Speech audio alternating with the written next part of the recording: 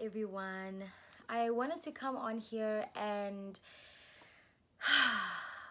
restart this process and restart the series that I started a month ago. There's been a lot of reasons why I haven't been back. One big reason, basically. And that's because I lost quite a few family members and loved ones in the last couple of weeks. And it's really just felt strange to even think about coming in front of a camera to talk about anything, really, even if it was to talk about what had happened or what I was going through. And so I decided to take a moment of absence, of stopping, of just actively making space for grief, for sorrow, for processing through the feelings that I was feeling, and coming back when I feel like the time is right, you know. And today's the first time that I am here and I don't feel like tears are on the tip of my tongue or that they're on the edge of my eyelids. And that's the feeling that I've kind of been carrying with me for the last couple of weeks. Oh my gosh, and as I'm speaking, I'm feeling like, oh, is that feeling coming back? But I'm just going to embrace whatever happens in this session that I'm about to have with you all. And I'm calling it the warm-up because honestly, I feel like it's been so long since I've been here that it would be strange to just jump right in. And something that I've learned in the time that I have been away is incorporating something that I think I've spoken about in my other vlogs, which is creating new ceremonies, new rituals that work and make sense for me, especially because I don't live at home. I don't live in South Africa anymore. I'm not with my family anymore where they would just kind of do the ceremony and I'm just a part of it, you know. Now I am in a new place and I am so rooted here that I feel like it's very important for me to figure out ways of processing happenings, moments that I experience, and in a way that makes sense for where I am, and in a way that can be soothing, in this particular case soothing, because obviously I was dealing with a lot of grief and sorrow based on passing of loved ones. And somebody who passed away, who is somewhat of a public figure, is a friend of mine, PHUMLANI'S, who I met about 10 years ago, if not more, in Cape Town. And he was an author, and it was really challenging to think about coming to a space where I talk about books, oh my gosh, where I talk about authors and not address him or what had happened to him in that time. So basically, something that I think I'm still processing through about his death is obviously the fact that he's no longer here, but it's also the fact that while he was here, I never bought his books. I never bought his books because I felt like he was always going to be here. And I think that's the thing about death that is painful, is that we think people are going to be here indefinitely. We don't imagine a reality. Oh my gosh. We don't imagine a reality where these people are no longer with us. Oh my word. All right, just give me a second. Okay, I'm back. So yeah, I think the big thing is that I hadn't bought his books because I always thought he was going to be around. I always thought I'd be able to at some point be like, bruh, I got your book, finally, sign my shit, you know? And this is one of the things that comes with not living close to your friends or living far away, is that when they have book launches or when things happen, you miss out on those things. But in your mind, you're always like, I'll be able to get the book, I'll be able to make up for that at some point, you know. Even the idea of making up is a whole other topic, because I feel like it then starts, well, me personally, on the spiral of like feeling like I owe people. And so I think that's the feeling that I'm dealing with right now, the guilt of not having bought my friend's book. You know, when I was in South Africa last year around March, when the pandemic hit, I had a long list of books that I wanted to buy, and I kept comparing, like, okay, how much does it cost in South Africa versus how much does it cost in the US? And I bought books based on that. And I remember being like, I should just get the book now and maybe send it to him so he can sign it. But I was like, no, it's fine. I'll figure it out. You know, I'm sure there'll be a book in the US at some. I'm sure he's gonna come to New York at some point. I'm sure I'm gonna come home again. You know, just putting things off, procrastinating, very important milestones essentially. In any case, so that's the feeling that I'm digesting and working through and processing through. And I think the thing that's also making it really hard is that I have been looking for weeks, even actually before he passed, for his books to buy in the US, and they are no longer available. I think that's something that will probably change. If not, I'm sure there's a way that I can work around it by asking friends in South Africa to buy books and then bring them when South Africans can finally visit in the US, or when I can finally come home. So that's kind of where the hiatus is coming from, and it felt weird to come back here and not mention it because he's part of the book community, and to me a very important part of the book community. I am and was deeply inspired by Phumlani and his process and his authenticity and his just ability to share his inner worlds, you know, in a way that just required so much courage. And so learning or taking from this, you know, experience that I've just had, that I am still having, that I'm coming through, I have decided to, as part of my new ritual, to buy my friend's work, you know, and to be very intentional and active about it, you know, to not just, not as an afterthought, not as a by the way, but as an intentional act of honoring, you know, my friends. And so I am going to be sharing with you some of the things that I bought in recent weeks that have formed part of my ritual, my process, my journey through grief, through sorrow, through dealing with absence, through dealing with loss, through dealing with the guilt that can sometimes come when a loved one passes away. You know, there's all kinds of reasons for feeling guilty, but for me, that's the main one that I am working through. And the interesting thing is that a week before he passed, or a few days actually before he passed, or before I got the news, I discovered a podcast called The Cheeky Natives, and he was being interviewed on that podcast, and I listened to it while I was cleaning and doing things around the house. And the weirdest thing is I felt full. I felt like, oh, I spent the day with Phumlani, you know, like I hung out with him today.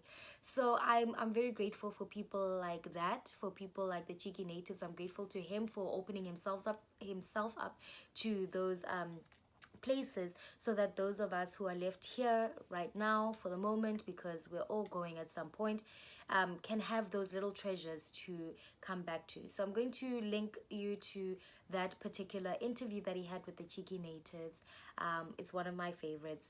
And yeah, I'm also going to, in the description box, give some details about his books that he's written, and I really encourage you to go out and buy them. He is a young South African who did not have rose-tinted glasses about the reality of South Africa, and that was a refreshing perspective to hear and to be around. You know, somebody who constantly questioned, somebody who constantly was curious, someone who encouraged curiosity. Like, I always felt encouraged to be curious around him. And yeah, one of the most authentic people I've ever met. In any case, I'm going to move on and share some of the things that I have bought in the time since then. So the first thing that I want to share with you, which actually came in yesterday, is this LP by, oh wait, I have to do that, I think. Yeah, this LP by the Young Fathers. It was part of a soundtrack for a film, and I just love this cover, and I love that it's like a small LP. I call them LPs because that's what my dad used to call them growing up. I'm not going to go into much detail, but I just wanted to share, you know, because this is a warm-up. It's not anything more than that. So very exciting. It's called Only God Knows. And then this one by Yannick, who I used to see performing live and hang out with at neighborhood and in Cape Town. This is one of his albums that I have been on heavy rotation since it came out years and years and years ago. And it's actually matching my outfit today. Very happy about that. But yeah, so I got this as well. And I also got another one, The King of Anxiety, I think it's called. Beautiful, beautiful, beautiful, beautiful. And another one by Young Fathers. This one is tape 2. I'm gonna get tape 1 is coming soon. And then actually I've got another one by Petit Noir that's coming. And then this one arrived today. I've been waiting for like months for this actually. And it is this album, Indaba Is.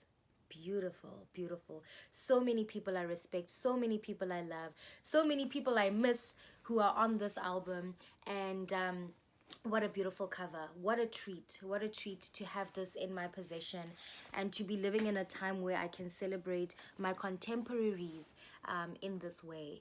So I'm going to move on and talk about some other books, some other items, not books. These are all LPs that I shared. But books that I have bought, secondhand books, some new, that I've bought in the last couple of weeks. Another thing that I think my connection to books has to do with is there is a sense of solace I get whenever I purchase books. You know, some people get that from buying shoes or buying clothing or going on a trip, or, you know, people have different things that bring them soothing, and for me books are those things, you know. Music obviously also does that, but the thing with music is you can just go on Spotify and listen to music, but with books you have to seek them out. And so I have been very interested and fascinated with the African Writers series by Heinemann. It's probably how it's pronounced. My Afrikaans tongue is untrained right now because it's been a while, but in any case, they have published a series called the African Writers series. And I was more interested in women writers, like who are the African women writers who are part of the series, you know. I mean, now I know there's a lot of African women writers, but I was really curious to see who the African Writers series had featured that were women. And yeah, so I made an active choice to go out and look for them, and it was an interesting journey because there's so many books on that series that I want. So yeah, I'm going to be sharing some of the books that I bought from that series, but also just other books that I bought, because books bring me solace, as I mentioned before. And very, very excited to dig into these books.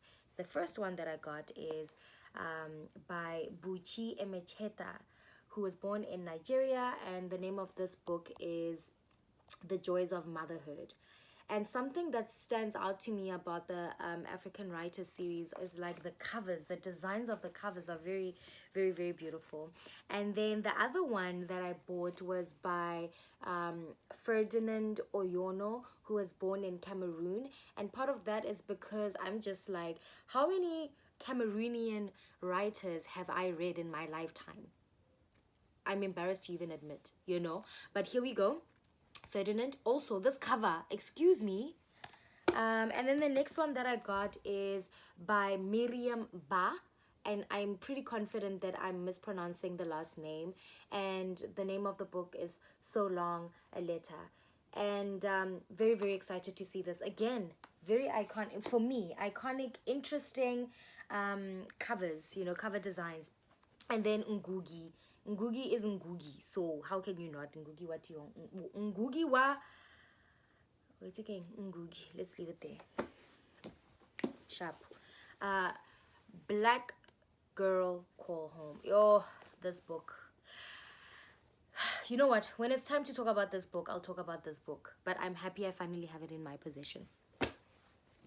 And then last but not least is this book by Samra Habib. And the title is We Have Always Been Here. So I'm very, very excited to dig into these books that I got. And yeah, books are companions to me. And look at that. What a beautiful little stack What a beautiful little stack of treats. So I'm going to be mentioning these or talking about these in the series. I'm sorry, I'm recording using my phone, so sometimes I'm not sure where to look. But in any case, thank you so much for giving me your time. I'm going to put in the description box the link to the Cheeky Natives interview that Phumlani did. I'm also going to share with you a mixtape, a beautiful, sublime mixtape. I call it a mixtape. Call it what you want to call it. And it's by somebody I respect very deeply, who I met in Cape Town, who now lives in Joburg. And Nombuso Matibela is an amazing maestro, thinker, woman, I don't know, just icon. I call her an icon, and I know we're still young, so how can you call someone an icon? But I'm calling her an icon and a future legend. So please enjoy the playlist. It is so delicious. And to me, it's not something you listen to in the background.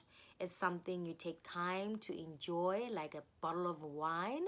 And yeah, I hope you really enjoyed as much as I enjoyed, and I returned to it very many times. And in this past couple of weeks, I've returned to it multiple times. It's a treat and a half, and I hope you enjoyed it. Thank you so much for coming back, for supporting my endeavors, my profession, my personal development attempts at reading more and at trying to dress up and look good every now and then.